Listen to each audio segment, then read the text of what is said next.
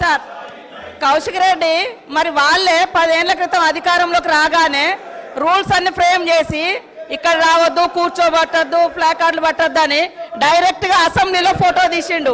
మరి ఇది వర్తించదా మీకు? అదే విధంగా ముఖ్యమంత్రి గారు వాళ్ళ పేర్లు తీయలే, వెనుక అన్నారు.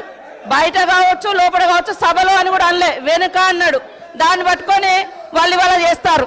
ఇదే మహిళా గవర్నర్ను మరి ఆయన మన ఎమ్మెల్సీ విషయంలో ఘోరంగా బూతులు మాట్లాడితే అప్పుడు ఈ నాయకులు ఎందుకు క్షమాపణ చెప్పలేదు?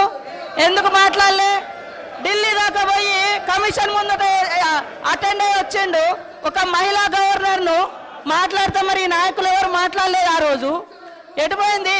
నన్ను కూడా మొన్న పట్టుకొని సమాచారం లోపం అనలేదు, నాలెడ్జ్ లే అన్నారు. క్షమాపణ చెప్పిండు అధ్యక్ష. వాళ్ళకొక తీరు, మాకొక తీరా? అంటే ఏంటిది ఇది? వాళ్ళు ఇష్టం వచ్చినట్టు చేయవచ్చు. ఒక్క రోజన్నా గేట్లకి దాటి రానిచ్చిరా మమ్మల్ని? చప్పట్లు పట్టుతారు, రోడ్ల మీద ఆట ఆడుతున్నారు. ఈ అసెంబ్లీ ఇష్టం ఉన్నట్టు చెప్తారు.